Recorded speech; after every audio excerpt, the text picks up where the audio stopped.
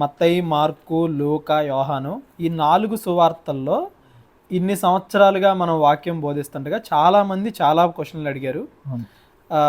ఆ క్వశ్చన్లకు ఆన్సర్లు చెప్తూనే ఈ మత్తయి సువార్తలో ఏదైతే ఒక సందర్భం ఉంటుందో అదే మళ్ళా మార్కులోను, లూకాలోను, యోహాన్లోను ఉంటుంది. ఈ 4 సందర్భాల మధ్య ఒక్కోసారి జనాలు కన్ఫ్యూజ్ అవుతుంటారు, ఇక్కడ ఒకలా ఉంది అక్కడ ఒకలాగా ఉందని. అలాంటివి కూడా మనం ఎక్స్ప్లెయిన్ చేసుకుంటూ అసలు 4 సువార్తలు ఎందుకు రాయబడ్డాయి ఏంటి, సువార్త చదువుకుంటూ మన సైడ్ నుంచి మనం జనాలకి ఎక్స్ప్లెయిన్ చేయడానికి, మనం కూడా మరలా ఒకసారి చదువుకుంటూ దేవుడి గురించి నేర్చుకోవడానికి, నెమరు వేసుకోవడానికి ట్రై చేద్దాం. మీరు అందరూ తప్పకుండా అన్నీ వినండి, చివరి వరకు ఉండండి. తెలియని విషయాలు ఎన్నో తెలుసుకుంటారు. ఎవరైతే కొత్తగా క్రైస్తవులు ఉన్నారో వాళ్ళకి చెప్పే విషయం ఏంటంటేనండి, పాత నిబంధన మొత్తం యేసు ప్రభు వారు భూమి మీదకి రాక ముందు రాసిన పుస్తకాలు, యేసు ప్రభు వారు భూమి మీదకి వచ్చిన తర్వాత రాసిన పుస్తకాలని కొత్త నిబంధన అంటారు.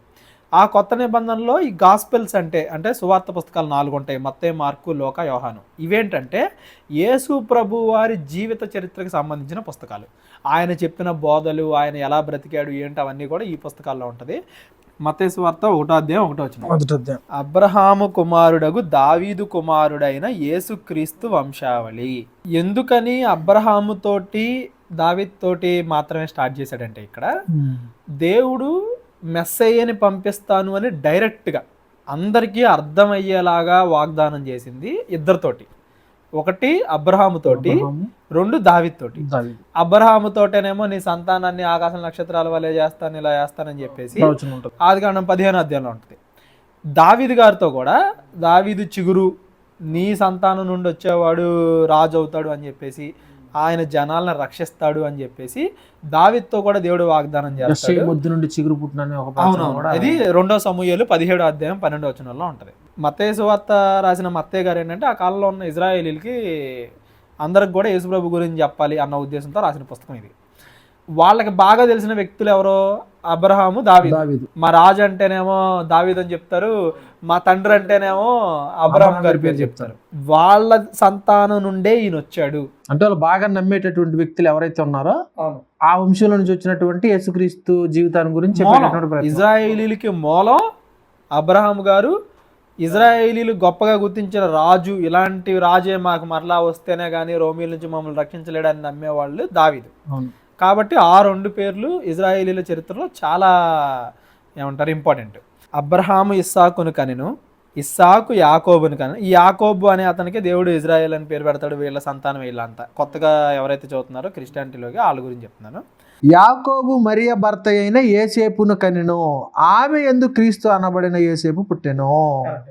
ఇక్కడ దాకా చెప్పుకుంటూ వచ్చినట్టుగా మళ్ళా యోసేపు యేసును కనెను అని రాయలా, అక్కడి నుంచి తెలిసిన, ఎందుకంటే యేసుప్రభు కనెక్కి పుట్టింది అనేది మనకు తెలుసు కాబట్టి. అంటే యేసుక్రీస్తు పుట్టేంత వరకు ఇది చాలా అబ్రహాము నుండి దావీదు నుండి మళ్ళా బబులోను కొనుక్కోబడక మునుపు, కొనుక్కోబడిన తర్వాత మళ్ళీ అక్కడి నుంచి యోసేపు దగ్గర నుంచి మరియా నుండి యేసుప్రభు. ఓకే, మొత్తానికి కనెక్షన్స్ అన్నమాట. కరెక్ట్. ఇప్పుడు 17 ఇక్కడ ఇంకోటి ఏంటంటే, ఇదే వంశావళి ఇక్కడ ఏ విధంగా యేసుక్రీస్తు వంశావళి ఉందో సేమ్ ఇదే ఇంకో చోట కూడా ఉంది, లోకా సువార్తలో ఉంది. కానీ దానికి దీనికి చాలా తేడాగా ఉంటుంది అనమాట. ఇప్పుడు దీన్ని చూసి చాలా మంది ఏంటంటే ఆ బైబిల్ తప్పు, మరి బైబిల్లోనే మరి దానికి దీనికి పొంతం లేదు అని మాట్లాడేటటువంటి పరిస్థితులు కూడా చోటు. లోకా సువార్త 3వ అధ్యాయము 23వ వచనం.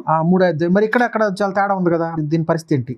యోసేపు బోధింపనారంభించినప్పుడు ఆయన దాదాపు 30 ఏండ్ల ఈడుగలవాడు. ఆయన యోసేపు కుమారుడని ఎంచబడెను. యోసేపు హేలీకి, అంటే యోసేపు వాళ్ళ తండ్రి హేలీ అని ఇక్కడ రాయబడింది. ఇది లూకా సువార్తలో. మనకి మత్తయి సువార్తలో రాయబడితే యాకోబు మరియ భర్త అయిన యోసేపును కనెను అని ఉంటుంది. అంటే యోసేపు వాళ్ళ నాన్న పేరు యాకోబు అని మత్తయి సువార్తలోను, యోసేపు వాళ్ళ నాన్న పేరు హేలీ అని లూకా సువార్తలోను ఉంది అని కొంతమంది అనుకుంటారు. కానీ ఇక్కడ సందర్భం ఏంటంటే మనం బాగా గమనించాల్సింది, యేసు ప్రభు వారు యోసేపుకు పుట్ల, కన్య అయిన మరియకు పుట్టారు. ఇప్పుడు మరియ యొక్క భర్త యోసేపు కాబట్టి లీగల్ గా అయితే తండ్రి ఎవరు అవుతారు? యోసేపు అవుతాడు. కాబట్టి యోసేపు వంశావళే ఈయన వంశావళి అవుద్ది. ఇప్పుడు మీరు ఎవరన్నా దత్తత తీసుకున్నారు, మీ వంశమే కదా అతను అవుతుంది. లీగల్ గా మాట్లాడుకుంటేనేమో యోసేపు వంశావళి అవుతుంది. లూకా గారు డాక్టర్ కదా, ఆయన తెలుసు కదా ఈ డాక్టర్లు ఎలా ఆలోచిస్తారు, శరీర ప్రకారంగా ఈ జీనియాలజీ చూస్తారు ఎక్కువ. మరియ కూడా దావీదు నుండే వచ్చింది అనే ప్రయత్నంలో లూకా గారు మరియ యొక్క వంశావళిని ఇక్కడ రాశారు. ఇప్పుడు మీ పేరు ప్రభుదాస్ గారు, వదిన పేరు సునీత. వదిన పిలవాలంటే మిస్టర్స్ దాస్ గారు అని చెప్పేసి పిలుస్తారు చూసారా, అంటే మీ పేరు. అలాగేంటంటే యూదుల ఆచారాల్లో వంశావళి పేర్లు రాసేటప్పుడు ఈ భర్తల పేర్లు రాస్తారు, భార్య అంటే ఆడవాళ్ళ పేరు మీద వంశావళులు రాయరు. అందువల్ల ఏంటంటే మరియ గారి పేరు బదులు ఇక్కడ యోసేపు అని రాశారు. కానీ యాక్చువల్గా లూకాసు వార్తలో రాయబడింది మరియ యొక్క వంశావళి. మరియ యొక్క వంశావళి అని మనం ఎలా చెప్పొచ్చు అంటే మొదటి 3 అధ్యాయాలు చదివితే మనకు అర్థమైపోద్ది. ఇప్పుడు లూకాసు వార్త 3 అధ్యాయాలు కదా రాసింది, ఇది మొదటి 3 అధ్యాయాలు చదివాం అనుకో, లూకా గారు మరియ గురించి రాస్తున్నారు. మరియా జీవితం ఎలా ఉంది యేసు ప్రభు పుట్టక మునుపు అని మరియ యొక్క జీవితం గురించి రాస్తున్నారు అనేది మనకు అర్థమైపోద్ది. సో ఆ కాంటెక్స్ట్లో చదువుకుంటే ఈ 3వ అధ్యాయంలో చెప్పబడింది కూడా మరియ యొక్క వంశావళి అని మనం క్లియర్గా అర్థం చేసుకోవచ్చు. మత్తయి సువార్తలో ఉన్నదేమో యోసేపు వంశావళి, లూకాసు వార్తలో ఉన్నదేమో మరియ యొక్క వంశావళి. అయితే మరియ యొక్క వంశావళి ఎందుకు రాశాడు? ఈ డాక్టర్ కాబట్టి శరీర ప్రకారంగా మరియ నుండి వచ్చాడు, కానీ యేసుప్రభు యోసేపు నుండి రాలేదు. కాబట్టి మీరు శరీర ప్రకారంగా చూసుకున్నా ఆయన దావీదు నుండే వచ్చాడు. అంటే 2 కనెక్షన్లు కూడా, అంటే ఇటు యేసేపు వంశావళి తీసుకున్నా అటు మరియ గారి వంశావళి తీసుకున్నా సరే ఇద్దరు మరలా దావీదుకే కనెక్ట్ అవుతున్నారు. కరెక్ట్. మనం ఇవాళ కన్ఫ్యూజ్ అవుతున్నాం, కానీ ఆ కాలంలో ఈ కన్ఫ్యూజన్స్ ఏం లేవు. ఎందుకంటే తెలిసి అదంతా తెలుసు. ఇంకోటి ఏంటంటే వీళ్ళు పత్రికలు ఒకళ్ళ నుంచి ఒకళ్ళు మార్చుకుని చదువుకునేవాళ్ళు. మత్తయ్య గారు ఇలా రాశారని లోకా గారికి తెలిసే ఉంటది, లోకా గారు ఇలా రాశారని మత్తయ్య గారికి తెలిసే ఉంటది. ఏదైనా తప్పులు ఉంటే వాళ్ళు ఏం చేస్తారు, ఆ కాలంలోనే ఖచ్చితంగా దాన్ని ఆ కాలంలోనే ఏదో చేసుకునేవాళ్ళు కదా వాళ్ళు. నిజమైన హిస్టరీ ఏది, నిజంగా తల్లిదండ్రులు ఎవరని ఇద్దరు ఒక మాట మీద నిలబడేవాళ్ళు కదా. అవును, అసలు వాళ్ళ కన్ఫ్యూజన్ లేదు. ఎందుకంటే వాళ్ళకి తెలుసు ఇది మరియ గారిది, ఇది యోసేపు గారిది అని. మనం 2 కలిపి మన చేతికి ఇచ్చేసరికి ఇప్పుడు మనం కన్ఫ్యూజ్ అవుతున్నాం. అంటే ఒకే బుక్లు ఇచ్చేసరికి మనకు ఈ సువార్తలన్నీ కూడా ఏంటంటే మనం వాళ్ళు ఆ కాలంలోనే ఒకరి దగ్గర నుంచి ఒకరు మార్చుకొని అక్కడ ఉండే విశ్వాసులు చదువుకునేవాళ్ళు. సో మత్తయ్య గారు రాయించారు అని లోకా గారికి తెలుసు, లోకా గారు రాశారని మార్కు రాశారని తెలిసి వాళ్ళకి. మార్కు సువార్త కూడా మొదట రాసింది మార్కు సువార్త అని చెప్పేసి మన పూర్వీకుల నమ్మకం ఎక్కువ. మార్కు రాశారని మత్తయ్య గారికి తెలుసు, వీళ్ళందరి గురించి తెలుసు. యోహాన్ గారికి తెలుసు ఈ 3 రాశారని చెప్పేసి. నేను ఆ యోహాన్ గారు రాసేటప్పటికే మత్తయ్య, మార్కు, లోకా ఉన్నాయని యోహాన్ గారికి తెలుసు. కాబట్టి తప్పులు ఉన్నాయని మనం భ్రమపడుతున్నాం. అవును, అంటే మనం అర్థం చేసుకోవడంలో కొంచెం ఇదేంటి తప్ప ఇక్కడైతే క్లారిటీగానే ఉంది. వంశావళి ఇది యేసేపుగా మరియ గారి వంశావళి ఇక్కడ క్లియర్గా ఉంది. 3 అధ్యాయాలు చదివితే అర్థమైపోద్ది లూకాసు వార్తలో ఉన్నది మరియ గారి వంశావళి అని. లూకాసు వార్తలో ఉన్నది మరియ గారి వంశావళి, మత్తయి వార్తలో ఉన్నది యోసేపు గారి వంశావళి. అయితే 17వ వచనంలో ఏమంటాడంటే, ఇట్లా అబ్రహాం మొదలుకొని దావీదు తరములనియు 14, దావీదు మొదలుకొని యూదులు బబులోను కొనుపబడిన కాలం వరకు 14, బబులోను కొనుపబడిన మొదలుకొని యేసుక్రీస్తు వరకు 14 తరములు అంటారు. ఇక్కడ మళ్ళా కొంతమంది డౌట్ పడే అవకాశం ఉంది. ఎందుకు ఇది చెప్తున్నాడంటే జనాలకి ఈజీగా గుర్తుండడానికి. బైబిల్లో మనకి 7 అనే ఒక పదానికి ఒక మంచి ప్రత్యేకత ఉంటుంది, 3 అనే పదానికి ఒక అలాగా వాళ్ళకి గుర్తుండేలాగా. 14 అంటే డబల్ కదా, అంటే గుర్తుంటది ఈజీగా అని గుర్తుండే దానికోసం ఈ 14 అని చెప్పాడే కానీ కరెక్ట్గా 14 అని కాదు. ఇప్పుడు జనాలకి ఈజీ గుర్తున్నా, ఓకే ఆడదాకా 14, ఇక్కడ దాకా 14, ఇక్కడ నుంచి ఇక్కడ దాకా 14 అని గుర్తుపెట్టుకోవడానికి ఈజీగా ఉంటుంది కదా, దానికోసం రాయించారు. అది ఆ కాలంలో అందరికీ తెలుసు. అలాగా తాత పేరు రాసి మనవాడి పేరు రాసిన సందర్భాలు కూడా మనకు 2-3 కనపడతాయి. అంటే ఈ మధ్యలో ఉంటారు కానీ మెయిన్ గా ఎవరైతే గుర్తుంటాయో వాళ్ళే 14 వచ్చేలాగా రాశాడు. సేమ్ అలాగే బబులోను కొనుపోబడిన తర్వాతకి కొనుపోబడక మునుపు ఇక్కడ కూడా మనం గమనించాలి. అర్థమయ్యేలాగా వేరే వాళ్ళకి చెప్పడం కోసం, అందరికీ గుర్తుండడం కోసం. దీన్ని మనం అక్షరానుసారంగా తీసుకుంటే మన లెక్కలు మారిపోతాయి. ఇక్కడ 14 ఉంది కదా అని చెప్పేసి మన మధ్యలోకి వెళ్ళిపోయేసి ఇప్పుడు ఈయనకంటే ముందు ఇంకొక ఆయన ఉన్నాడు కదా, ఆయన పేరు ఏమైంది మరి, అప్పుడు 15 వస్తాయి కదా, మారిపోతాయి. లిటరేచర్స్ అనేవి ఇలాగే ఉంటాయి. ఇంకొకటి ఏంటంటే ఈ విషయం ఏదో మనం ఇప్పుడు కనిపెట్టింది కాదు, ఈ రాసినప్పుడు ఆ కల్చర్లో ఉన్న వాళ్ళకి వాళ్ళందరికీ తెలుసు కాబట్టి అది వాళ్ళకి కామనే కాబట్టి నార్మల్గా వెళ్ళిపోయింది. 2000 సంవత్సరాల తర్వాత మనం చదువుకుంటున్నాం కాబట్టి మన కల్చర్ డిఫరెంట్. ఇప్పుడు ఇజ్రాయేలీల కల్చర్ డిఫరెంట్, అమెరికాలో ఉండే వాళ్ళ కల్చర్ డిఫరెంట్, ఇండియాలో ఉండే మన కల్చర్ డిఫరెంట్. ఆ కల్చర్ని బట్టి మనం తప్పుగా అర్థం చేసుకునే ఆ ప్రమాదం ఉంది. కానీ మామూలుగా అయితే ఇందులో అంత తప్పుగా అర్థం చేసుకోవడానికి కష్టపడడానికి ఏం లేదు.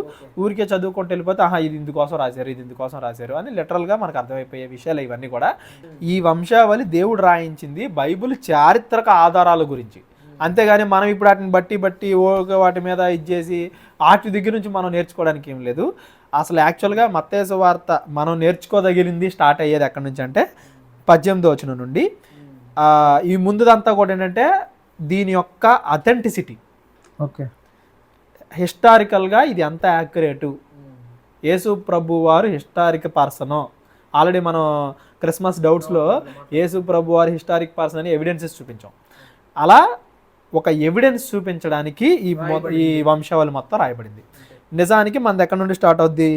సువార్త ఎక్కడి నుండి స్టార్ట్ అవుతుంది? 18వ వచనం నుండి స్టార్ట్ అవుతుంది. యేసుక్రీస్తు జనన విధానం ఎట్లనగా, ఆయన తల్లి అయిన మరియా యేసేపునకు ప్రదానము చేయబడిన తరువాత వారేకము కాక మునుపు ఆమె పరిశుద్ధాత్మ వలన గర్భవతిగా ఉండెను. ఇక్కడ ప్రదానము చేయబడిన తర్వాత అంటే దీన్ని ఎలా తీసుకోవాలి? ప్రదానము అంటే ఇప్పుడు మనం నిశ్చితార్థం అంటాం, అంటే దీన్ని ఎలా తీసుకోవాలా, లేదంటే మ్యారేజ్ అన్నట్టుగా తీసుకోవాలా?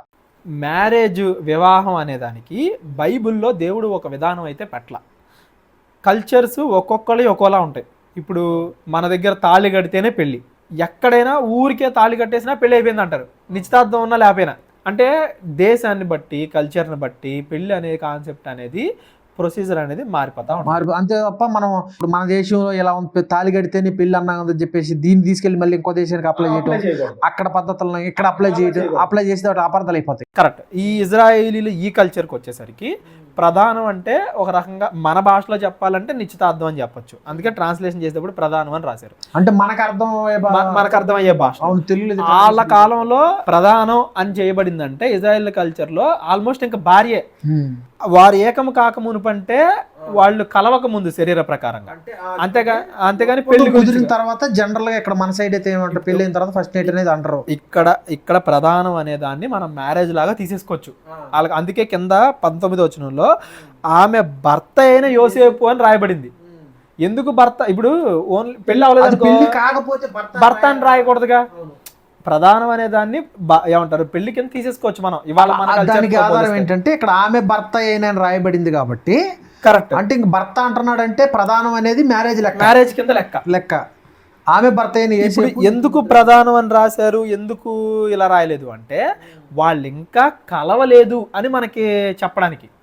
ఇప్పుడు పెళ్లి అయిన 2 రోజులు అన్నాం అనుకోండి, భార్య భర్త కలిసారని మనం ఏమంటారు, ఒక ఆలోచనలోకి వెళ్ళిపోతాం. ఆ ఆలోచనకి వెళ్లకుండా ఉండాలి అనే ఒకటే వచనంలో ప్రధానము, మరలా వాళ్ళు ఏకము కాకమునుపు అని క్లియర్ గా రాశారు.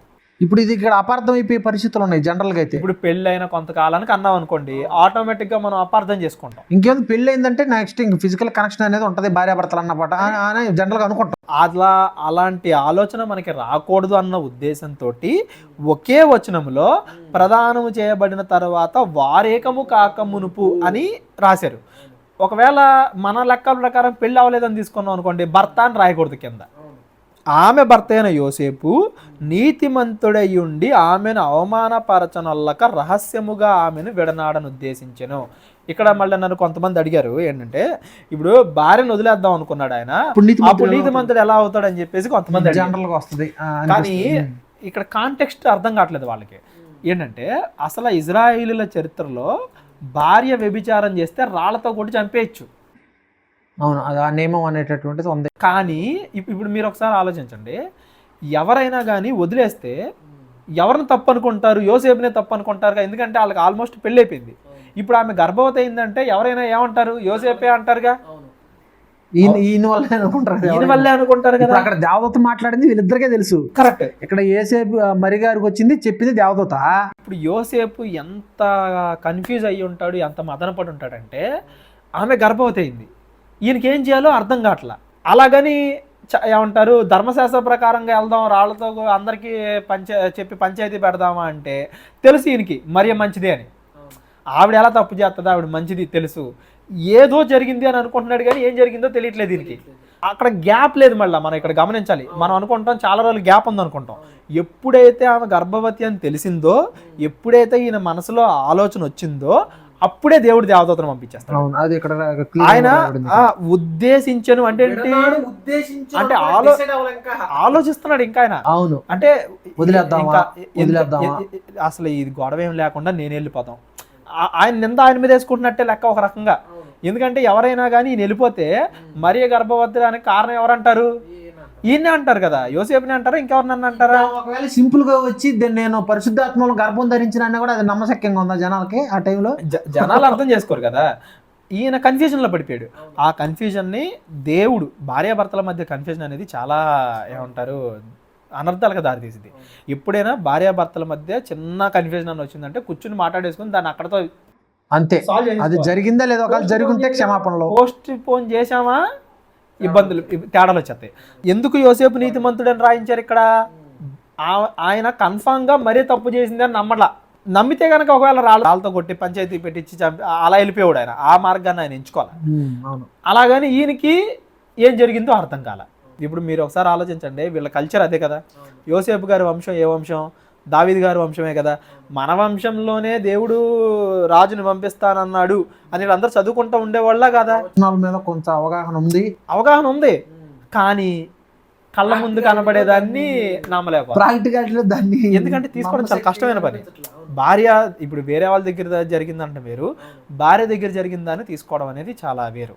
అందుకే దేవుడు వెంటనే దేవత మనకి ఒక్క లైన్లో కనపడుతుంది చూడండి, ఈ సంగతుల గురించి ఆలోచించుకొని చుండగా అంటే ఇంకా ఫైనల్ అవలా. ఎప్పుడైతే ఆ మనసులో పడిందో అప్పుడు దేవుడు దేవతను పంపించేశాడు.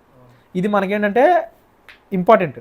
ఎప్పుడైనా భార్యాభర్తల మధ్య ఏదన్నా చిన్నది వచ్చినా కానీ వాళ్ళు వెంటనే సాల్వ్ చేసుకోవాలి దాన్ని. అతడు ఈ సంగతులను గురించి ఆలోచించుకునొచ్చుండగా ఇదిగో ప్రభువు దూత స్వప్నం ముందు అతనికి ప్రత్యక్షమై, అంటే ఏదైనా ఒక చిన్నది వచ్చినప్పుడు దాన్ని దేవుని కోణంలో నుంచి కరెక్ట్, అంటే ఈ వెంటనే డిసైడ్ అయిపోయి నిందేసేయకుండా దాన్ని కొంచెం దేవుని కోణంలో నుంచి ఆలోచిస్తే సమాధానం దొరుకుద్ది అన్నట్టుగా ఉంది. ఇది ఆధారం. అలా చేశాడు కాబట్టే ఇప్పుడు యోసేపు డెసిషన్ తీసేసుకోవాలా, నిందేసేలా. ఆయన ఏది కరెక్ట్ ఏంటి అని ఆలోచిస్తూ ఉన్నాడు. అందుకని దేవుడి సైడ్ నుంచి దానికి పరిష్కారం అనేది ఈయనకి సమాధానం అనేది దొరికింది. కరెక్ట్. ఇప్పుడు ఆ కాలంలో అయితే దేవదూత, ఈ కాలంలో అయితే వాక్య ప్రకారంగానే దేవుడు వాక్యం దగ్గర కోసం, లేదంటే ఒక సేవకుడి దగ్గరికి రావడం, లేదంటే మనకే తెలుసుంటే మన బైబిల్ చదివి వాళ్ళు మా వాక్యం తెలిసిన వాళ్ళు అలాగా అంతే. తర్వాత దూత స్వప్నం ముందు అతనికి ప్రత్యక్షమై దావీదు కుమారుడైన యోసేపు గుర్తు చేస్తుంది. దూత కూడా పదాలు బైబిల్లో ప్రతి చిన్న పదం కూడా మనకి చాలా ఇంపార్టెంట్. దేవుడు ఊరికి రాయించడం. దావీదు కుమారుడైన యోసేపు అని ఎందుకు రాయిస్తున్నాడు? గుర్తు చేస్తుంది యోసేపుకి, ఇదిగో నువ్వు దావీదు వంశంలో పుట్టినోడివి, నీకు తెలుసు కదా అని గుర్తు చేస్తుంది. దావీదు కుమారుడైన యోసేపు, నీ భార్య అయిన మరియను చేర్చుకొనకడుకు భయపడకుము, నువ్వు సందేహపడాల్సిన అవసరం లేదు. ఆమె గర్భము ధరించినది పరిశుద్ధాత్మ వలన కలిగినది, ఆమె ఒక కుమారుని కనెను, తన ప్రజలను వారి పాపముల నుండి ఆయనే రక్షించును గనుక ఆయనకు యేసు అని పేరు పెట్టుదు అనేను. అయిపోయింది. ఇప్పుడు అది అయిపోయిన తర్వాత వెంటనే ప్రవచనం మరలా, కన్యక గర్భవతి కుమారుని కనును, ఆయనకు ఇమ్మానుయేలు అని పేరు పెట్టుదురు అని ప్రభు తన ప్రవక్త ద్వారా పలికిన మాట నెరవేరునట్లు ఇదంతయు మత్తయి గారు గుర్తు చేస్తున్నారు మనకి. ఓల్డ్ టెస్టిమెంట్ లో యెషయా గ్రంథం 7వ అధ్యాయం ఈ ప్రవచనాన్ని కోట్ చేస్తూ ఇది అక్కడ ప్రవచనాల్లో రాయబడింది దాని ప్రకారం ఇదంతా జరిగింది అని మత్తయి గారు మనకు గుర్తు చేస్తున్నారు. యోసేపు నిద్ర మేలుకొని ప్రభు దూత తన ఆజ్ఞాపించిన ప్రకారము చేసి తన భార్యను చేర్చుకొని. ఇక్కడ నిద్ర మేలుకొని అనగానే కొంతమంది ఏమనుకుంటారంటే నిద్రలో ఏదో కలగన్నాడు అనుకుంటారు. ఏదో కలగనేది కాదు అది. ఒకవేళ నిజంగా కళ అయితే కళ వచ్చిన దానికి యోసేపు గారి మైండ్ సెట్ మొత్తం మారిపోద్దా? నిద్రలో లాగా ఉంటుంది. అది ఆయనకి తెలుసు. కళ దర్శనం అనేది ఆయనకి తెలుసు. క్రిస్మస్ గురించి డౌట్స్లో మనం ఆల్రెడీ మాట్లాడుకున్నాం. అప్పుడు జరిగిన వింతలు ఇంకెప్పుడు జరగలేదు అని. ఆ తర్వాత కూడా దేవదూత ప్రతి ప్లేస్లో కనపడటం, ప్రతి ప్లేస్లో అష్యూరెన్స్ ఇవ్వడం, మిగతా వాళ్ళకు కూడా కనపడడం, అన్ని వింతలు జరిగాయి. కాబట్టి యోసేపు గారి నమ్మకం అనేది ఇంకా పెరగడమే కానీ తగ్గడం లేదు. ఆయన ఇక్కడే నమ్మాడు. నిద్ర మేలుకొని ప్రభువు దూత తనకు ఆజ్ఞాపించిన ప్రకారము తన భార్యను చేర్చుకొని ఆమె కుమారుని కను వరకు ఆమెను ఇరుగుకుండెను. అంటే ఎంత పవిత్రంగా ఉన్నాడో చూడండి. ఆమెను ఎరుగుకున్నాడు అనే దానికి, ఆమె గురించి కేర్ తీసుకోలేదు అనే దానికి చాలా తేడా ఉంది. వాళ్ళు శరీర ప్రకారంగా కలవలేదు అంతేగాని మరియ గురించిన ఎక్కడా కూడా ఏ విషయంలోనూ లోడ్ చేయకుండా యోసేపు గారు ఆమెకు తోడున్నాడు. భర్తలాగా తోడున్నాడు ఆయన. భర్త కేర్ తీసుకుంటాడు చేశాడు ఆయన. అవును, ఓకే. ఆ కుమారునికి యేసు అని పేరు పెట్టాను. ఓకే, ఇదంతా బాగానే ఉంది. మొత్తానికి ఇక్కడ కొంతమంది కన్ఫ్యూజ్ అవుతారు. ప్రవచనం ఏమో ఇమ్మానుయేలు అని పేరు పెట్టారు కదా, ఇదేమో యేసు అని పేరు పెట్టారు కదా ఇల్లు అని చెప్పేసి. యాక్చువల్ గా ఇక్కడే ఉంది కదా, క్లియర్ గా ఉంది కదా. దేవదూత వచ్చి ఏం చెప్పింది? యేసు అని పేరు పెట్టమంది. యేసు అంటే యేసు అని పేరు పెట్టాడు. యేసు అంటే రక్షకుడు. ఇక్కడ మనకు తోడని అర్థం. అంటే ఇదేంటంటే భావాన్ని బట్టి చూస్తే రెండు ఒకటే, వేరు వేరు కాదు. ఇకపోతే ఈ మొదటి అధ్యాయం అయిపోయింది. ఈ మొదటి అధ్యాయంలో యేసుప్రభు వారి కన్యకి ఎందుకు పుట్టాడు అనే దాన్ని కూడా మనం చాలా వీడియోస్లో ఎక్స్ప్లెయిన్ చేసి ఉన్నాం. ఒక్క మాటలో చెప్పాలి అంటే ఆయన దేవుడు కాబట్టి, ఏదో మనిషిలో లేడు కాబట్టి, పరలోకం నుండి రావాలి కాబట్టి కన్యకి నుండి పుట్టాలి. అంటే డైరెక్ట్ పరలోకం నుంచి వచ్చేటటువంటి దేవుడు అనే సూచన ఇవ్వడానికి ఆయన కన్యకి పుట్టాడు. ఆదామును సృష్టించింది దేవుడు, అంటే దేవుడు పరలోకంలో ఉన్నాడు, మనుషుల్లో లేడు. మనందరం ఆదాములో ఉన్నాము, మన తాతల ముత్తాతల్లో ఉన్నాం కాబట్టి మామూలుగా పుట్టాల్సి వచ్చింది. మనలాగే పుడితే ఆయన దేవుడు అవడం. దేవుడు కాబట్టి కన్యకి పుట్టాడు. అది చాలా విషయాల్లో చెప్పాం, ఒక ముక్కలో చెప్పాను. ఎవరైనా అర్థం కాని వాళ్ళు ఉన్నట్లయితే ఆ వీడియోలు చూడండి లేదా కాల్ చేయండి. ఓకే, మొదటి అధ్యాయం అదండి. ఇంకా మొదటి అధ్యాయంలో ఇంకేమున్నాయి? ఇక మొదటి అధ్యాయంలో ఎవరికి ఎటువంటి ప్రశ్నలు లేవు అనుకుంటున్నాను. ఇకపోతే మొదటి అధ్యాయంలో ఈ వంశావళి దగ్గర ఆల్మోస్ట్ అందరికీ అర్థమైందని అనుకుంటున్నాను. ఎవరికన్నా పలానా పర్టికులర్గా, ఇప్పుడు ఫర్ ఎగ్జాంపుల్కి షయల్తీయలు, జెరుబ్బాబెలు ఇలాంటి వాటి దగ్గర పేర్ల దగ్గర కన్ఫ్యూజన్ వస్తూ ఉంటుంది. అలాంటి ఏమన్నా వస్తే ఒకసారి మీరు పాత నిబంధనలో ఉన్న వచనాలు చదవండి, లేదా డైరెక్ట్గా మాకు కాల్ చేయండి. ఈ వంశావళి గురించి మనం ఎంత మాట్లాడుకున్నా దాని గురించి మనం నేర్చుకునేది ఏమి ఉండదు కాబట్టి మేము త్వరగా దాన్ని ఏమంటారు, ఇదంతా ఒక లింక్ డాక్యుమెంట్ లాంటిది, త్వరగా దాన్ని చదివేశాం. కానీ స్టిల్ అందులో ఎవరికైనా డౌట్లు ఉన్నట్లయితే కాల్ చేయండి. ఓకే, లేకపోతే రెండో అధ్యాయం. రాజైన హేరోదు దినములు యందు యోధా దేశపు బెత్లెహేములో యేసు పుట్టిన పిమ్మట. ఇక్కడ మనం ఒకటి అబ్జర్వ్ చేయాలండి. ఇది యేసు పుట్టేంత వరకు మనం చదువుకున్నాం కదా. యేసు పుట్టే మధ్యలో ఇంకో సందర్భం జరిగింది. అది మనకి మత్తయి వార్తలో ఉంటుంది, లోకాసు వార్తలో ఉంటుంది.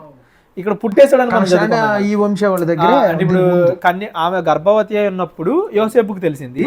తర్వాత ఆమె బాగా చూసుకున్నాడు, కనేసింది అనే రాశారు. కానీ అంటే ఇది డైరెక్ట్ ఉంది. ఈ మధ్యలో ఏం జరిగింది అనేది మరలా మనకి లోకాసు వార్త అది కూడా క్లియర్ చేద్దాం. అది కూడా చదివేసుకుంటే ఆయన పుట్టినంత వరకు మనం కవర్ చేసినట్టు ఉంటది. ఒక ఆర్డర్ లో లోకాసు వార్త మొదటి వచనం. ఘనత వహించిన తెయోఫిలా, ఆరంభము నుండి నేను చదువుతాను. ఆరంభము నుండి కన్నులారా చూసి వాక్య సేవకులైన వారు మనకు అప్పగించిన ప్రకారము మన మధ్యను నెరవేరిన కార్యములను గూర్చి వివరముగా వ్రాయుటకు అనేకులు పూనుకున్నారు. గనుక నీకు ఉపదేశించబడిన సంగతులు నిశ్చయముగా జరిగినవని నీవు తెలుసుకున్నటకు వాటినన్నిటిని మొదటి నుండి తరచి పరిష్కారముగా తెలుసుకుని ఉన్న నేనును నీ పేరట వాటిని గురించి వరుసగా రచించుట యుక్తమని ఎంచుతుని. ఇక్కడ చూడండి, లోకా గారు ఫస్ట్ స్టేట్మెంటే ఇవి నేనేదో గుడ్డిగా రాయట్లేదు. ఆల్రెడీ ఈయనకి తెలుసు ఈ ముందు సువార్తలో ఉన్నాయి రాశారు అని చెప్పి. అయినా కానీ నేను పరిశీలించి తెలుసుకుని నేను నీకు రాస్తున్నాను. అదే మన మధ్య నెరవేరిన కార్యములను గురించి. ఇప్పుడు ఈయన కాలంలో డాక్టరు, ఈ హిస్టరీ గురించి అన్నింటి గురించి తెలిసిన వ్యక్తి, ఒక నార్మల్ వ్యక్తి అయితే కాదు. ఆ కాలంలో కరెక్టేనా కాదా, మరియ గారి వంశాలు రాయించాడంటే చెక్ చేశాడు. ఈ వచనాలన్నీ కరెక్ట్గా రాయించాడు అంటే వాళ్ళు విన్నవి ఈయన చెక్ చేశాడు. మేబీ అక్కడ జరిగిన వాళ్ళతో మాట్లాడి ఉండొచ్చు, అక్కడ సందర్భాలు వాళ్ళ ద్వారానే తెలుసుకుండొచ్చు, వాళ్ళు ఈయన ముందు లోకా గారి ముందు స్వస్థ కార్యాలు చేసి ఉండొచ్చు. ఇవన్నీ కూడా ఈయన పరిశీలించి ఇవి కరెక్టే అని తరచి అని రాయబడింది. క్లియర్గా ఉంది ఇక్కడ. తరచి పరిష్కారముగా తెలుసుకుని ఉన్న నేను అంటే ఎంత, ఒక మాట చెప్పాలంటే ఇప్పుడున్న భాషలో రీసెర్చ్ అంటారు, బాగా రీసెర్చ్ చేసి రాశాడు ఈయన. తర్వాత 5వ వచనం. యోధా దేశపు రాజైన హేరోదు దినములలో అబియా తరగతిలోనున్న జకర్యాను ఒక యాజకుడు ఉండెను. ఇక్కడ అబియా అనే తరగతి ఒక పదప్రయోగం చేసాడు. ఇక్కడ యాకోబు 12 కుమారుల నుండి 12 గోత్రాలు వస్తాయి. వాళ్ళల్లో నుండి లేవీలు అనే వాళ్ళు యాజకులుగా ఉంటారు. వాళ్ళల్లో మళ్ళీ తరగతులు ఉంటాయి. అంటే ఏ టైంలో ఎవరు సేవ చేయాలి, వీళ్ళు యాజకత్వం జరిగించడానికి ఒక తరగతి, ఒక క్రమం ఉంది అన్నట్టుగా మనకు అర్థమవుతుంది. జకరియా అని ఒక యాజకుడు ఉండెను. అతని భార్య అహరోను కుమార్తెలలో ఒకతే, ఆమె పేరు ఎలిజబెత్. వీరిద్దరూ ప్రభు యొక్క సకలమైన ఆజ్ఞల చొప్పునను న్యాయ విధుల చొప్పునను నిరపరాధులుగా నడుచుకొనుచు దేవుని దృష్టికి నీతిమంతులైండ్రి. ఎలిజబెత్ గుడ్రాలైనందున వారికి దేవుడి దగ్గరే మంచి భార్యాభర్తలని పేరు కొట్టారు వీళ్ళు. అవును, ఇక్కడ ఒక మంచి సర్టిఫికేట్ ఇచ్చాడు. మనుషుల మధ్యలో కాదు, మంచి సర్టిఫికేట్ ఇచ్చాడు ఆయన. అవును, వీరిద్దరు ప్రభు యొక్క సకలమైన ఆజ్ఞల చొప్పున న్యాయ విధుల చొప్పునను నిరపరాధులుగా నడుచుకొనుచు దేవుని దృష్టికి నీతిమంతులైండ్రి. భార్యాభర్తలు ఎవరైనా ఉంటే దేవుడి దగ్గర నుండి సర్టిఫికేట్ పొందాలండి. అవును, కరెక్ట్. ఇద్దరు గురించి చెప్తున్నాడు, ఒకళ్ళ గురించి కాదు. మనకి పౌల్ గారి దగ్గర కూడా ఒక అకుల్లా ప్రిస్కిల్లా అనేటటువంటి ఒక భర్త గురించి అయితే యోసేపు గురించి నీతిమంతుడై ఉంటే ఆ సర్టిఫికేట్ తీసుకోవాలి. అవును, భార్య భర్తలు అయితే ఈ సర్టిఫికేట్ తీసుకోవాలి. ఇండ్రి ఎలిజబెత్ గుడ్రాలైనందున వారికి పిల్లలు లేకపోయారు. మరియు వారిద్దరు బహుకాలము గడిచిన వృద్ధులైరి. అంటే ఏంటి, చాలా కాలం లేరు, పిల్లలు లేరు, కష్టాలు పడుతున్నారు. అవును అవును. అక్కడ ఉంటే ఇప్పుడున్న పరిస్థితి ఎలా ఉంటుందంటే, మన దగ్గర భక్తి ఉండదు, ఏముండదు, దేవుని కోసం బ్రతికేది ఉండదు, కానీ పిల్లల్ని ఇవ్వలేదని చెప్పేసి అప్పుడు దేవుడి మీద నిందలేయటం, దేవుడు ఉంటే పిల్లల్ని ఎందుకు ఇవ్వడం, ఈ టైప్లో ఆలోచన విధానం ఉంటుంది. అంటే భక్తిగా ఉన్న వాళ్ళేమో పిల్లలు లేకపోయినా వాళ్ళు బాగున్నారు, ఇక్కడ భక్తి లేకపోయినా సరే పిల్లల్ని ఇవ్వట్లేదు అని చెప్పి దేవుడి మీద నిందలేసే పరిస్థితులు అన్ని ఎంత తేడా ఉందో చూడండి ఇక్కడ. జకర్యా తన తరగతి క్రమం చొప్పున 8వ వచనం. జకర్యా తన తరగతి క్రమము చొప్పున దేవుని ఎదుట యాజక ధర్మము జరిగించుచుండగా ప్రభు ఆలయంలోనికి వెళ్ళి దూపము వేయుటకు అతనికి వంతు వచ్చెను. దూప సమయమందు ప్రజల సమూహం అంతయు వెలుపల ప్రార్థన చేయుచుండగా ప్రభువు దూత ధూపవేదిక కుడివైపున నిలిచి అతనికి కనబడగా జకర్యా అతన్ని చూసి తొందరపడి భయపడిన వాడాయను. అప్పుడు ఆ దూత అతనితో, జకర్యా భయపడకము, నీ ప్రార్థన వినబడినది, నీ భార్య అయిన ఎలిజబెతు నీకు కుమారుని కనును, అతనికి యోహాను అని పేరు పెట్టుదువో. ఇంకో క్యారెక్టర్ అంటారు ఇక్కడ మనం బాగా గమనించాలి. క్యారెక్టర్ ఇక్కడ మనం బాగా గమనించాలి. ఎందుకు ఈ సందర్భం ఇంపార్టెంట్ అంటే, బయట జనాలు ఉన్నారు, లోపల ఈయన ఉన్నాడు. అవును, ఆయన వచ్చిన తర్వాత అయినా అక్కడ జరిగిన దానికి వాళ్ళందరూ సాక్ష్యం అనే దానికోసం బయట జనాలు ఉన్నారు అన్నది రాయబడింది క్లియర్. ఒక్కొక్క పదం చాలా ఇంపార్టెంట్ బైబిల్లో. అవునవును. యోహాను అని పేరు పెట్టుదువు, అతడు ప్రభువు దృష్టికి గొప్పవాడై ద్రాక్షారసమైనను మద్యమైనను త్రాగక తన తల్లి గర్భమును పుట్టినది మొదలుకొని పరిశుద్ధాత్మతో నిండుకున్న వాడై ఇజ్రాయేలీల్లో అనేకులు ప్రభు అయిన వారి దేవుని వైపునకు తిప్పును. అంటే ఆయన ఎలా మంచోడై ఉంటాడు, ఆయన ఎలాంటి పని చేస్తాడు, మంచోడై ఉంటాడు, పరిశుద్ధాత్మతో నిండుకున్న వాడై ఉంటాడు, ప్రభు వైపుకి జనాలను తిప్పేవాడై ఉంటాడు. ఇది చాలా ఇంపార్టెంట్ చెప్పేస్తున్నాడు. ప్రభు వైపు తిప్పేవాడు, అది చాలా ఇంపార్టెంట్. మరియు అతడు తండ్రుల హృదయములను పిల్లలు తట్టుకును, అవిధేయులను నీతిమంతుల జ్ఞానమును అనుసరించుటకును త్రిప్పి ప్రభువు కొరకు ఆయత్తపడి ఉన్న ప్రజలను. ఒకటి, తండ్రుల హృదయమును పిల్లల తట్టు తిప్పుతాడు. అంటే ఏంటి, మనం మాట్లాడుకుంటాం బాప్తిజం కాన్సెప్ట్, చిన్నపిల్లల్లాగా మార్పు నొందిన బిడ్డల్లాగా అయిపోవాలి అనేది ఒకటి. 2, అవిధేయులను నీతిమంతుల జ్ఞానం, అంటే ఎవరైతే జ్ఞానం ప్రకారంగా నడుచుకోరో వాళ్ళనే జ్ఞానం వైపు తిప్పుతాడు. 3, ప్రభు కొరకు ఆయత్తపడి, అంటే ఆసక్తి కలిగి ఉన్నవాళ్ళు, వెయిట్ చేస్తున్న వాళ్ళు, ఎప్పుడు వస్తాడు అని చెప్పేసి ఇక ఆరాట పడుతున్న వాళ్ళు, ఆయత్తపడి ఉన్న ప్రజలను సిద్ధపరచుటకై, అంటే ఏంటి, వచ్చేసాడు ఆయన అని వీళ్ళని సిద్ధం చేయడానికి, ఆయన్ని అనుసరించడానికి వీళ్ళని సిద్ధం చేయడానికి ఏలియా యొక్క ఆత్మయు, ఈ పదప్రయోగం ఎందుకు చేశాడు ఇక్కడ, ఏలియా యొక్క ఆత్మయు శక్తియు గలవాడై ఆయనకు ముందుగా వెళ్ళును గనుక నీకు సంతోషమును మహా ఆనందమును కలుగును. అంటే ఏలియాని ఇక్కడ పోలుస్తున్నాడు ఏలియాతో. దేవుడు పాత నిబంధనలో ఒక ఏలియా అని మళ్ళా వస్తాడు నా ముందు అని చెప్పేసి చెప్తాడు. ఏలియానే మళ్ళీ పుడతాడని కాదు, ఆయన లాంటి క్యారెక్టర్ అని. ఇప్పుడు మన హిందువులు, మన భారతదేశంలో రకరకాల కల్చర్ల వల్ల ఏంటంటే పునర్జన్మ అనేది బాగా పాపులర్ అయిపోయింది. పునర్జన్మ అంటే ఏంటి, ఒక వ్యక్తి చచ్చిపోయి మళ్ళీ పుట్టడం. ఆ కాన్సెప్ట్ బైబిల్లో లేదు. బైబిల్లో ఒకటే పునర్జన్మ కాదు, పునర్జీవం. చచ్చిపోయిన తర్వాత వచ్చేది రియల్ లైఫ్ అది. అంతేగాని నువ్వు ఈ బతుకులు ఏదన్నా తప్పులు చేస్తే మళ్ళీ నీకు ఇంకో లైఫ్ ఇచ్చి అలా ఏమి ఉండదు. ఒకటే జీవితం, ఒకటే లైఫ్. దీని తర్వాత వచ్చేది రియల్, అది పరలోకంలో ఉంటుంది. పునరుద్ధానం అంటే చనిపోయి బ్రతకడం. ఇప్పుడు మనం బ్రతుకుతున్న జన్మ ఏదైతే ఉందో అలాంటిదే మరలా ఇంకోటి ఉంటుంది అనేది కాదు. ఇంకోటి ఉండదు, చచ్చిపోయిన వాళ్ళు మళ్ళీ పుట్టరు. ఏలియా ఆత్మ శక్తి అంటే ఏంటంటే, ఏలియా లాంటి బలమైన ఆత్మ కలిగిన వాడు, ఏలియా లాంటి బలమైన శక్తి గలవాడు. ఏలియా ఎలా ఉంటాడు, ఎవడైనా సరే, రాజు అయినా సరే, ఆయన స్ట్రైట్ ఫార్వర్డ్ వెళ్తాడు, తప్పు చేస్తే తప్పు అని చెప్తాడు, దేవుడు వైపు నిలబడతాడు. ఒక ఫైర్ బ్రాండ్. యోహాను కూడా అలాంటోడే, రాజు తప్పు చేసినా వెళ్ళి చెప్తాడు. అలాంటి ఆత్మ, డేర్ అండ్ డాష్ అన్నట్టు, దేవుడి కోసం ఎంతైనా అడిగేస్తారు అనేలాగా ఉంటాడు అనే దానికోసం శక్తియు గలవాడు అని చెప్పండి. ఆయన ముందుగా వెళ్ళి గనక నీకు సంతోషము కలుగును, మహా ఆనందము కలుగును, అతడు పుట్టినందున అనేకులు సంతోషింతురు. మనం కూడా సంతోషిస్తున్నాం ఇవాళ. వాళ్ళ తల్లిదండ్రులు మంచి వాళ్ళు ఎవరైనా ఉన్నారు అంటే వాళ్ళ తల్లిదండ్రులే కాదు, చాలా మంది ఆనందపడతారు, అరే వీళ్ళ వల్ల మా జీవితం మారిందిరా అని. కరెక్ట్. జకర్యా మాట్లాడుతున్నాడు, ఇది నాకు ఎలాగూ తెలియను, నేను ముసలివాడను, నా భార్య బహుకాలము గడిచిన గడిచినదని ఆ దూతతో చెప్పగా, దూత, నేను దేవుని సమ్ముఖమందు నిలుచు గబ్రియేలును, నీతో మాట్లాడుటకును ఈ వర్తమానము నీకు తెలుపుటకును పంపబడితిని. మరియు నా మాటలు వాటి కాలముందు నెరవేరును, నీవు వాటిని నమ్మలేదు గనుక ఈ సంగతులు జరుగు దినం వరకు నీవు మాట్లాడక మౌనివై ఉందువని అతనితో చెప్పాను. ఈయనేమో దేవతతో చెప్తే నమ్మట్లా, నేను ముసలోని అయిపోయాను, మా ఆవిడ ముసలిది అయిపోయింది, ఎలాగా ఏంటి అని చెప్పేసి ఈయన నమ్మల.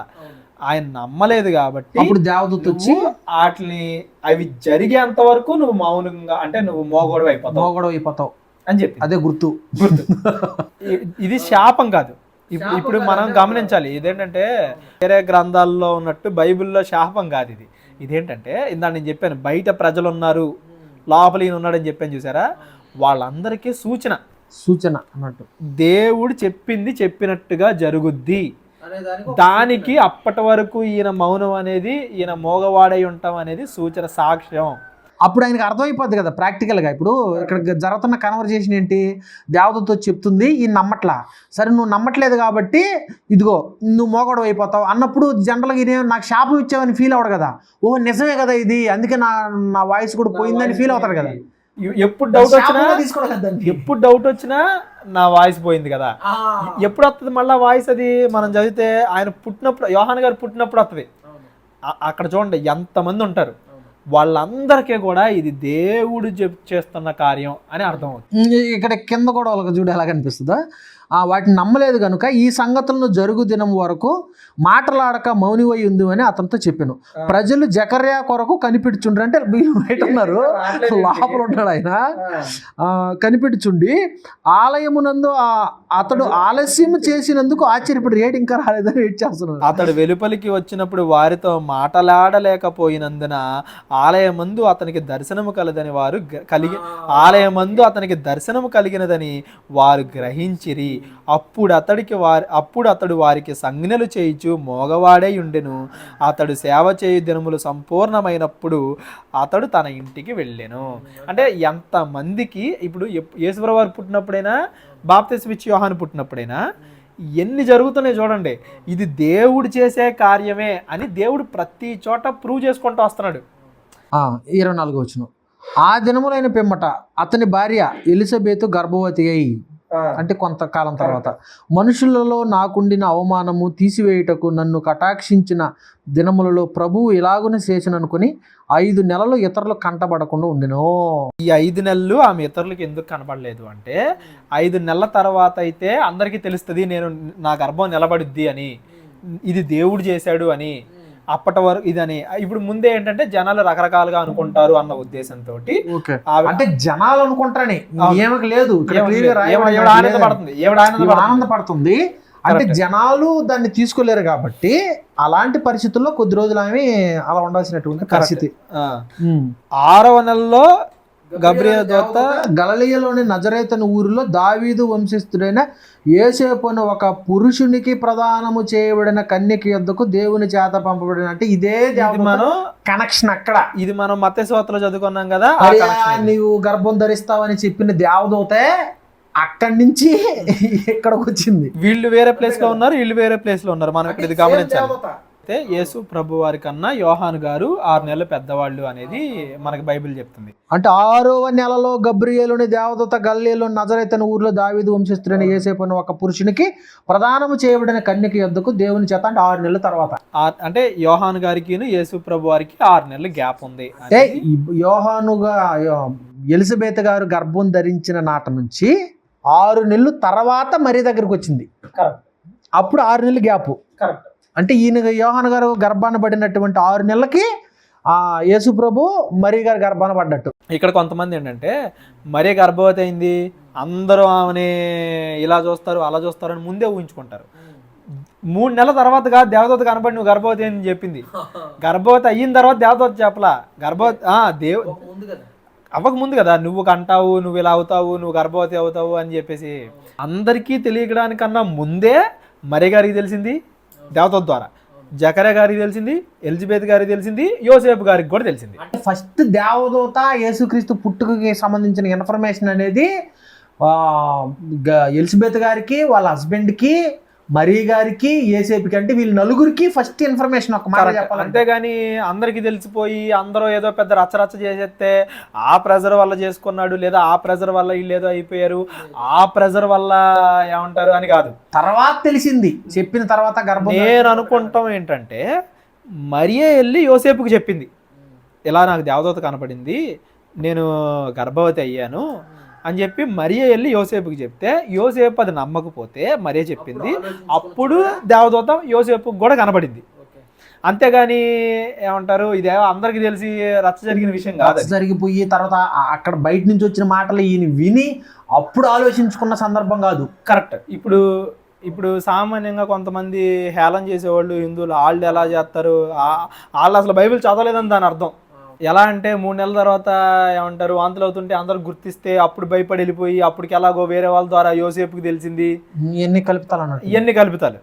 మరియ నీతి మంత్రాలు, యోసేపు నీతి మంత్రుడు. జరిగిన తర్వాత మరి వెళ్ళి ఫస్ట్ ఎవరితో చెప్పుద్ది? భర్తతో చెప్పుద్ది, యోసేపుతో చెప్పుద్ది. కాకపోతే యోసేపు గారికి కలగలేదు కాబట్టి దర్శనం, ఆయన డౌట్ పడి ఉండొచ్చు. యోసేపుకి కూడా దర్శనం కలిగేసరికి ఓకే ఇదంతా అని చెప్పేసి ఆమె నమ్మింది. నమ్మిన వెంటనే ఇక్కడ తర్వాత ఏం జరుగుతుందో చూద్దాం. ఆ దూత లోపలికి వచ్చి ఆమెను చూచి, దయాప్రాప్తురాలా నీకు శుభము, ప్రభువు నీకు తోడై ఉన్నాడని చెప్పెను. ఆమె ఆ మాటకు బహుగా తొందరపడి ఆ శుభవచనం ఏమిటని ఆలోచించుకొని చుండగా దూత, మరియా భయపడకము. ఇక్కడ మనం గమనించాలండి, ఎవరైనా కానీ ఫస్ట్ దూత కనబడితే భయపడతారు. ఈవిడ ఫస్ట్ ఆనందపడింది, ఏదో మంచి వచనం చెప్తుందని. భయపడొద్దని దేవత చెప్తుంది. ఎందుకంటే కన్యక గర్భం అవుతుందంటే భయపడతారు కదా కొంచెం. భయపడకు, దేవుడి వలన నీవు కృప పొందితివి, ఇదిగో నీవు గర్భము ధరించి కుమారుణ్ణి కని ఆయనకు యేసు అని పేరు పెట్టుదువు. ఆయన గొప్పవాడే, సర్వోన్నతుని కుమారుడు అనబడును. ప్రభువైన దేవుడు తన తండ్రి అయిన దావీదు సింహాసనమును ఆయనకిచ్చును. ఆయన యాకోబు వంశస్థులను యుగయుగములు వేలును. ఆయన రాజ్యము అంతము లేనిదై ఉండునని ఆమెతో చెప్పాను. ఇదంతా కూడా మనకేంటంటే దావీదు దగ్గర దేవుడు వాగ్దానం చేసినప్పుడు ఏ పదాలు కనపడతాయి మనకి. సేమ్ అక్కడ ఏదైతే 2వ సమూయేల్లో అయ్యే కనపడతాయి. అంటే మరి డైరెక్ట్ గా దేవుడు చెప్తుంది ఏంటంటే మెస్సయ్య నీ కడుపున పుడుతున్నాడు అని దేవదూత ద్వారా మరియకి చెప్పిస్తున్నాడు. అందుకు మరియా, నేను పురుషుని ఎరగందాన్నే, ఇది ఎలాగూ జరుగునని దూతతో అనగా, దూత, పరిశుద్ధాత్మ నీ మీదకు వచ్చును, సర్వోన్నతుని శక్తి నిన్ను కమ్ముకొను గనుక పుట్టబోవు శిశువు పరిశుద్ధుడై దేవుని కుమారుడు అనబడును. మరియు నీ బంధువురాలు ఎలిజబెత్ కూడా. ఇక్కడ ఏంటంటే అంటే ఈయన గురించి చెప్పేసి అక్కడ మరీ గురించి ఏదైతే చెప్పిందో ఎలిజబెత్ గురించి మరలా మరీ గారి చెప్తుంది. కరెక్ట్. ఇక్కడ మనం ఒకటి గమనించాలి, పరిశుద్ధాత్మ వలన గర్భం ధరించుకోవడము అంటే ఇప్పుడు వేరే గ్రంథాల్లో ఉన్నట్టుగా దేవుళ్ళు మనుషు రూపంలో వచ్చేసి గర్భాలు చేస్తారు అన్నట్టుగా కాదు. ఇదేంటంటే ఇప్పుడు చచ్చిపోయిన వాళ్ళు తిరిగి లేకడం, పక్షవాతం అక్కడికక్కడ తగ్గిపోవడం, పాయలవడం, అలాగా ఒక ఎలా అద్భుత కార్యమో దేవుని శక్తి వలన జరుగుతుంది అని, అంటే ఒక శక్తితో క్రియేట్ అయ్యేది. అంతేగాని కంపల్సరీగా ఏమంటారు ఒక మనిషి రూపంలో వచ్చి కలిస్తేనే అది కాదు. రాళ్ల వలన కూడా దేవుడి పిల్లల్ని పుట్టించగలడని చెప్పాడు కదా. అంతేగాని కొంతమంది ఉంటారు అసలు వాళ్ళకి ఫస్ట్ పేజ్ మనం చదివింది మత్తయి వార్తల ఫస్ట్ పేజ్, లూకాసు వార్తల ఫస్ట్ పేజ్, ఈ పుస్తకాల్లో ఫస్ట్ పేజ్ చదవడం కూడా రానోళ్ళు వచ్చేసి దేవుడిని విక్రిస్తూ ఉంటారు. అంటే ఒక మాట చెప్పాలంటే వాళ్ళు గుడింతాలు రానోళ్ళని చెప్పొచ్చు, వాళ్ళ గ్రంథాల్లో ఉన్నాయి తీసుకొచ్చి ఇక్కడ అప్లై చేస్తుంటారు. అది మరియు నీ బంధువురాలు ఎలిజబెత్ కూడా తన వృద్ధాప్యమందు ఒక కుమారుని గర్భము ధరించి ఉన్నది. వృద్ధాప్యానికి నేను షాక్ అయి ఉంటుంది. ఇప్పుడు నేను కన్యక కావడం ఒక వింత, ఆవిడ ముసల్దనంలో ఉన్నప్పుడు అనేది ఒక వింత. కానీ ఆవిడ కన్యక పుట్ల, అది మామూలుగా వాళ్ళిద్దరు కలవడం వల్ల జరిగింది. యేసుప్రభు వారిదేమో కన్యక పుట్టింది, అదొకటే డిఫరెన్స్. గొడ్రాలనబడిన ఆమెకు ఇది 6వ మాసము, దేవుడు చెప్పిన ఏ మాట అయినను నిరర్ధకము కానేదని ఆమెతో చెప్పాను. అందుకు మరియా, ఇదిగో ప్రభువు దాసురాలను, నీ మాట చొప్పున నాకు జరుగునుగాక అనేను. చూడండి ఇక్కడ ఈవిడ యాక్చువల్గా కొంతమంది ఎవరన్నా భయపడేవాళ్ళు ఉంటే నాకొద్దు అనేవాళ్ళేమో, ఈవిడ అసలు మెస్సయ్య పుడతనాడు మమ్మల్ని అందరినీ రక్షించడానికి అనే ఆనందంతో నీ మాట ప్రకారంగా జరగాలి అని కోరుకుంటుంది. అంతటా దూత ఆమె యొద్ద నుండి వెళ్ళెను. ఆ దినముల యందు మరియ లేచి యూదా ప్రదేశములోని కొండసీమలో ఉన్న ఒక ఊరికి త్వరగా వెళ్ళి జకర్యా ఇంటిలో ప్రవేశించి ఎలిజబెతుకు వందనము చేసి, ఎలిజబెతు మరియ యొక్క వందన వచనము వినగానే ఆమె గర్భములో శిశువు గంతులు వేసెను. అంతటా ఎలిజబెతు పరిశుద్ధాత్మతో నిండుకొనిదిగా బిగ్గరగా ఇట్లా నేను ఇక్కడ మనం అబ్జర్వ్ చేయాలి. మేబీ భర్త కాబట్టి మరితో పాటు యోసేపు కూడా వెళ్ళుండొచ్చు. అఫ్ కోర్స్ వెళ్ళాడో లేదో మనకు తెలీదు, బట్ వెళ్ళుండొచ్చు అని మనం అనుకోవచ్చు. అంటే అది రాయబడలా. కాకపోతే తప్పు బట్టి అంత విషయం అయితే ఎల్లుంటాడని నేను అనుకుంటున్నా. ఎందుకంటే అప్పటికి యోసేపు గారికి కూడా తెలియబడింది కదా. మరి ఒక్కరికే కాదు, యోసేపుకి కూడా తెలిసింది. ఈమె భార్య పెళ్లి అయిన వాళ్ళని వెంటనే ఒక్కలే ఎటు పంపించారు కాబట్టి వెళ్ళారని అనుకుంటున్నా.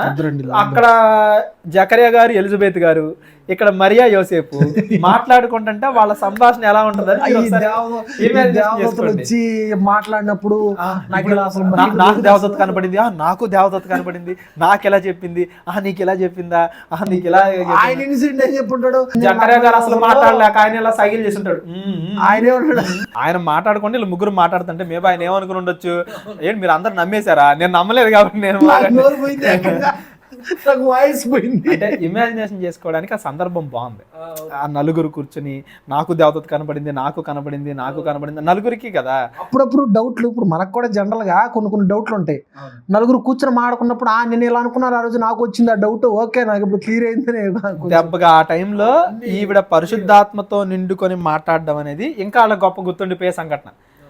ఇదంతా మేబీ లూకా గారు మరియ గారి దగ్గర నుండి తెలుసుకుని ఉంటారు.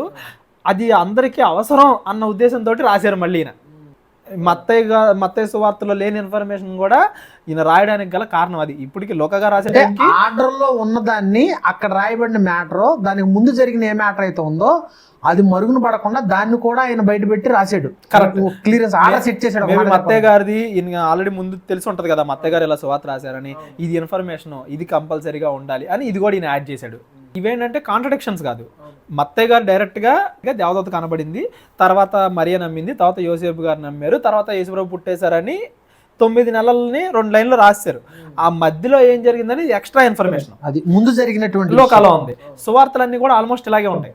ఒక ఆర్డర్ లో సందర్భం ఏదన్నా ఒక చోట ఆ సందర్భంలో జరిగింది చెప్పబడుతుంది. ఇప్పుడు ఫర్ ఎగ్జాంపుల్ కి ఎక్కడైనా నేను పుట్టాను అని చెప్పేటప్పుడు మొత్తం అంతా చెప్పను కదా. నేను ఏ సందర్భంలో అయితే చెప్తున్నానో ఆ సందర్భానికి తగ్గ వచనాలు మాత్రమే నేను చెప్తా. ఇంకొకళ్ళు వేరే సందర్భంలో అదే దాన్ని చెప్పేటప్పుడు అక్కడ జరిగిన వేరే ఇన్ఫర్మేషన్ కూడా యాడ్ చేస్తారు. అంతేనా కదా. అలాగా ఇక్కడ లూకా గారు ఎక్స్ట్రా ఇన్ఫర్మేషన్ ఇస్తున్నారు. సువార్తలు చదివేటప్పుడు మనకి ఈ పాయింట్ చాలా అవసరం. ఎక్కడన్నా ఒకటి ఉంది అంటే ఇంకొకటి చోట ఉంది, ఇది ఆయన చెప్పలేదు ఈయన చెప్పలేదు అని కాదు. ఎక్స్ట్రా ఇన్ఫర్మేషన్ ఒకళ్ళు ఆ సందర్భంలో ఏం చెప్పాలనుకుంటున్నారు అనే దాన్ని బట్టి ఇస్తారు. అవును. ఎలిజబెతు మరి యొక్క వందన వచనము వినగానే ఆమె గర్భములో శిశువు గంతులు వేసెను. 6వ నెల 7వ నెలలో పిల్లలు కదులుతుంది, ఈ పక్క డొక్కలో ఈ పక్క డొక్కలో అని తల్లులు మాట్లాడుతూ ఉంటారు, మనకు తెలుస్తుంది కదా. అవును, అలా హ్యాపీగా ఫీల్ అవుతారు. గంతులు వేస్తున్నారు అనేది ఏమంటారు, ఇంకా గొప్ప శుభవచనం వాళ్ళకి. అదొక ఉత్సాహానంద భరితం అంటారు దాన్ని అన్నట్టు. శిశువు గంతులు వేసెను, అంతటా ఎలిజబెతు పరిశుద్ధాత్మతో నిండుకున్నదై బిగ్గరగా ఇట్లా నేను, స్త్రీలలో నీవు ఆశీర్వదింపబడిన దానవు, నీ గర్భఫలము ఆశీర్వదింపబడిను, నా ప్రభువు తల్లి నా యొద్దకు వచ్చుట నాకెలాగూ ప్రాప్తించెను, ఇదిగో నీ శుభవచనము నా చెవిన పడగానే నా గర్భములోని శిశువు ఆనందముతో గంతులు వేసెను, ప్రభువు ఆమె తెలియజేయించిన మాటలు సిద్ధించును గనుక నమ్మిన ఆమె ధన్యురాలాయను. అప్పుడు మరియ ఇట్లను, ఏది ఆవిడైంది మళ్ళీ. ఇప్పుడు మరియ మళ్ళీ పరిశుద్ధాత్మతో మాట్లాడుతుంది. నా ప్రాణము ప్రభువును కనపరుచుచున్నది, ఆయన నా దాసురాలి దినస్థితిని కటాక్షించెను, నా ఆత్మ నా రక్షకుడైన దేవుని యందు ఆనందించెను, సర్వశక్తిమంతుడు నాకు గొప్ప కార్యములు చేసెను గనుక ఇది మొదలుకొని అన్ని తరముల వారును నన్ను ధన్యురాలు అని అందురు. ఆయన నామము పరిశుద్ధము, ఆయనకు భయపడు వారి మీద ఆయన కనికరము తరతరములకు ఉండును, ఆయన తన బాహువుతో పరాక్రమము చూపెను, వారి హృదయముల ఆలోచన విషయమై గర్విష్ఠులను చెదరగొట్టెను, సింహాసనము నుండి బలవంతులను పడద్రోసి దీనులను ఎక్కించెను, ఆకలి గొనిన వారిని మంచి పదార్థములతో సంతృప్తిపరచి ధనవంతులను వట్టి చేతులతో పంపివేసి. ఇవన్నీ ఏంటంటే ఇక్కడ చెప్పినవి కొత్త నిబంధన మొత్తం జరుగుతాయి. ధనవంతులు పడిపోవడం, రాజులు పడిపోయి దేవుడు దీనాలను ఏర్పాటు చేసుకోవడం, ఇప్పటికీ మనం ఆమెను ధనిరాలు అని చెప్పుకోవడం, అసలు ఇవన్నీ కూడా ఏంటంటే ముందే చెప్పబడినాయి. అంటే ఫ్యూచర్ అంటే యేసు పుట్టిన తర్వాత పరిస్థితి పరిశుద్ధాత్మతో నిండుకొని ఒక పక్కన ఎలిజబెత్ మాట్లాడుతుంటే ఈవిడ కూడా పరిశుద్ధాత్మతో నిండుకొని మాట్లాడుతుంది అనమాట. అబ్రహామునకు అతని సంతానమునకు 54వ వచనం, యుగాంతము వరకు తన కనికరము చూపి జ్ఞాపకము చేసుకుందునని మన పితరులతో సెలవిచ్చినట్లు ఆయన తన సేవకుడైన ఇజ్రాయేలుకు సహాయం చేసెను. అంతటా మరియా ఇంచుమించు 3 నెలలు ఆమెతో కూడా ఉండిన పిమ్మట తన ఇంటికి తిరిగి వెళ్ళెను. ప్రసవ కాలము వచ్చినప్పుడు ఎలిజబెతు కుమారుని కనెను. అప్పుడు ప్రభువు ఆమె మీద మహా కనికరముంచెనని ఆమె పొరుగువారును బంధువులను విని ఆమెతో కూడా సంతోషించిరి. చూడండి, మేబీ కనే టైం వరకు ఉంది. కన్న తర్వాత వెళ్ళిందా లేకపోతే కనే ముందు వెళ్ళిందా అనేది మనకు తెలియదు, కానీ మేబీ ఈ 3 నెలలు కూడా యోసేపు గారు మరియతో ఉన్నారా లేరా అనేది మనకు తెలీదు. కంపల్సరీగా ఉండే ఉంటారు. మరియా, యోసేపు, ఎలిజబెత్ వీళ్ళందరూ కూడా ఇప్పుడు ఆమెకు 6 నెలలు అయింది కదా, అంటే ప్రసవ దినాలు వచ్చేంత వరకు వీళ్ళందరూ ఒక చోట ఉన్నారు. 59వ వచనం, 8వ దినమున వారు ఆ శిశువుకు సున్నతి చేయవచ్చి తండ్రి పేరును బట్టి జకర్యాను పేరు వానికి పెట్టబోచుండగా తల్లి ఇలాగ వద్దు, వానికి యోహానను పేరు పెట్టవాలని చెప్పెను. అందుకు వారు నీ బంధువులలో ఆ పేరు గలవాడు ఎవడనూ లేడే అని ఆమెతో చెప్పి వానికి ఏ పేరు పెట్టగోరుచున్నావని వాని తండ్రిని ఆ తండ్రికి సైగ చేసి ఏం పేరు లేదు కదా అంటే సైగ ఏం పేరు రాలేదు కదా చేసి అడిగిరి. అతడు వ్రాతగల పలక తెమ్మని వాని పేరు యోహానని వ్రాసెను. ఆ వెంటనే అతని నోరు తెరవబడి నాలుక సడలి అతడు దేవుని స్తుతించుచూ మాట్లాడసాగిను. అంటే అక్కడ వచ్చింది, అక్కడ స్ట్రక్ అయ్యి ఇక్కడ వచ్చింది. మాట్లాడసాగిన వారు చప్పట్లు అందును బట్టి వారి చుట్టుపట్ల కాపురమున్న వారందరికీ భయము కలిగెను. ఆ సంగతులన్నీ యోదయ కొండసీమల ఎందంతటా ప్రచురమాయను. ప్రభువు హస్తము అతనికి తోడై ఉండెను గనుక ఆ సంగతులను గురించి వినిన వారందరూ ఈ బిడ్డ ఎలాంటి వాడగునో అని వాటిని మనస్సులో ఉంచుకొనిరి. దెబ్బకి ఏమంటారు చూడండి, అందరికీ అక్కడేమో దేవాలయంలో ఉండి బయట ఉన్న వాళ్ళందరికీ, ఇక్కడేమో మళ్ళీ మాట వచ్చింది కదా అందరికీ కూడా దేవుడు మెస్సయ్య వస్తున్నాడు అనే దానికి పక్కా ఆధారాలతో దేవుడు చూపించుకుంటూ వచ్చాడు. మరియు అతని తండ్రి జకర్యా పరిశుద్ధాత్మ పూర్ణుడై ఇట్లా ప్రవచించాడు. ఇక్కడ ఆయన మిస్ అయ్యాడు కదా అక్కడ. అవును, మరే మాట్లాడి నేను మిస్ అయ్యాడు కదా పరిశుద్ధాత్మ పేరు వల్ల. ఇక్కడ మళ్ళీ అవకాశం వచ్చింది. ఇక్కడ ప్రభు అయిన ఇజ్రాయేలు దేవుడు స్తుతింపబడును గాక. ఆయన తన ప్రజలకు దర్శనమిచ్చి వారికి విమోచన కలుగు చేసెను. తన సేవకుడైన దావీదు వంశమునందు మన కొరకు ఆ రక్షణ శృంగమును అనగా మన శత్రువుల నుండి మనలను ద్వేషించు వారందరి చేతి నుండి తప్పించి రక్షణ కలుగు చేసెను. దీనిని గురించి ఆయన ఆది నుండి తన పరిశుద్ధ ప్రవక్తల నోట పలికించిన కోట్ చేసాడు. ఇక్కడ ఎప్పటి నుంచో చెప్తున్నాడు ఆయనని. ఆయన మన పితరులను కరుణించుటకును తన పరిశుద్ధ నిబంధనను అనగా మన తండ్రి అయిన అబ్రహాముతో తాను చేసిన ప్రమాణమును జ్ఞాపకం చేసుకున్నటకును మనము శత్రువుల చేతి నుండి విడిపింపబడి మన జీవితకాలమంతయు నిర్భయులమై ఆయన సన్నిధిని పరిశుద్ధముగాను నీతిగాను ఆయనను సేవింపును అనుగ్రహింపబడుటకును ఈ రక్షణ కలుగు చేసెను. మరియు ఓ శిశువా, నీవు సర్వోన్నతిని ప్రవక్తవనబడుదువో అంటే అనబడుతోటి యోహాను గారి గురించి చెప్తున్నాడు. మన దేవుని మహావాత్సల్యమును బట్టి వారి పాపములను క్షమించుట వలన తన ప్రజలకు రక్షణ జ్ఞానమును ఆయన అనుగ్రహించినట్లు ఆయన మార్గములను సిద్ధపరచుటకై నీవు ప్రభువునకు ముందుగా నడుతువు. మన పాదములను సమాధాన మార్గముల్లోనికి నడిపించున్నట్లు చీకటిలోను మరణ ఛాయల్లోనూ కూర్చుండే వారికి వెలుగిచ్చుటకై ఆ మహావాత్సల్యమును బట్టి పైనుండి ఆయన మనకు అరుణోదయ దర్శనం అనుగ్రహించెను. శిశువు ఎదిగి ఆత్మయందు బలము పొంది ఇజ్రాయేలునకు ప్రత్యక్షమగు దినం వరకు అరణ్యములో నుండిను. ఇది చివరిదేమో ఆయన పెరిగేంత వరకు ఏం జరిగిందని చెప్పారు. అది 3వ అధ్యాయంలో మనం చూస్తాం. ఇదంతా కూడా ఇంకా ఈ మరీకి జరిగింది అవ్వచ్చు, ఎలిజబెత్కి జరిగింది అవ్వచ్చు, జకర్యా గారికి జరిగింది అవ్వచ్చు. ఈ మాటలు అనేవే మనం మిగతా అన్ని పుస్తకాలు అంటే ఇప్పటి వరకు మనం చదివినటువంటి ఈ లోకాసు వార్త మొదటి అధ్యాయం అంతా కూడా ఏంటంటే ఇప్పుడు మనం ఏంటంటే యేసు ప్రభు మొత్తం స్టార్టింగ్ నుండి కూడా ఆయన వంశావళి, ఆయన పుడతాడు అని దేవుడు మరియకి ఎలా చెప్పాడు, యోసేపుకి ఎలా చెప్పాడు, ఎలిజబెత్కి వాళ్ళ భర్త అయిన జకర్యా గారికి ఎలా చెప్పాడు, ఆయనకు ముందుగా వాళ్ళ గర్భంలో యోహాను గారిని ఎలా రప్పించాడు, వీళ్ళందరూ ఎలా కలుసుకున్నారు, ఎలా మాట్లాడుకున్నారు, ఎలా పరిశుద్ధాత్మ ప్రేరణతో ఇదయ్యారు, యోహాను గారు ఎలా పుట్టారు, దీని గురించి మాట్లాడుకున్నాం. ఇక మత్తయి సువార్త 2వ అధ్యాయమైనా లూకా సువార్త 2వ అధ్యాయమైనా కానీ యేసు ప్రభు పుట్టుక సమయంలో ఏం జరిగింది అనే దాని గురించి మాట్లాడుతుంది. ఈ వచనాలు చదువుకుంటూ వెళ్ళడం అనేది మనకు కూడా ఒక మంచి ఎక్స్పీరియన్స్. ఒక 10 ఏళ్ల కింద చదువుకున్న బైబిల్ 10 ఏళ్ల తర్వాత చదివితే ఈ మధ్యలో ఎన్నో అనుభవాలు ఆడై ఉంటాయి. ఆ అనుభవాలతో చదివినప్పుడు దాని డెప్త్ ఇంకా మారుతూ ఉంటుంది, ఇంకా ఆత్మీయ స్థితి ఎదుగుతూ ఉంటుంది. కాబట్టి వింటున్నటువంటి వాళ్ళందరూ కూడా దీన్ని ఇంకా కంటిన్యూ చేయగలిగితే, మీరు చేయాల్సింది ఏంటంటే కేవలం ఇది విని వదిలేయకుండా మాతో పాటు మీరు కూడా ఈ అధ్యాయాలు చదివారని నేను అనుకుంటున్నాను. లైక్ చేసి కామెంట్ చేయండి, సబ్స్క్రైబ్ చేయండి. అప్పుడు ఏమవుద్దంటే మళ్ళీ మేము నెక్స్ట్ అధ్యాయాలు డిస్కస్ చేసుకుంటూ ఉండేటప్పుడు మీకు నోటిఫికేషన్ వస్తుంది, మీరు కూడా వెంటనే చూడగలుగుతారు. కళ్ళు మూసుకున్నట్లయితే ప్రార్థన. మహోన్నతుడైన మా పరమ తండ్రి, కృతజ్ఞతలు దేవా. తండ్రి, దాసు గారిని ఇంత దూరం నడిపించి మేము మీరు అందించిన వాక్యాన్ని మరలా చదువుకోవడానికి, అనేక విషయాలు జ్ఞాపకం తెచ్చుకోవడానికి, నేర్చుకోవడానికి, అనేక మందికి తెలియజేయడానికి మీరు చూపించిన ఈ కృపను బట్టి కృతజ్ఞతలు తండ్రి. ఇదే విధంగా మమ్మల్ని నడిపించమని, ఈ వాక్యము అనేక మందిని మీ వద్దకు తీసుకురావడానికి, వచ్చిన వాళ్ళు బలపడడానికి ఉపయోగపడాలని ఆశీర్వదించమని, మమ్మల్ని అందరినీ విన్నవారిని మీ దయతో మీ కృపతో నింపమని, మరొక అవకాశాన్ని దయచేయమని, అప్పటి వరకు మాకు తోడుగా ఉండమని క్రీస్తు వారి పేరిట ఈ ప్రార్థన అడిగి వేడుకొంచున్నాం తండ్రి. ఆమేన్.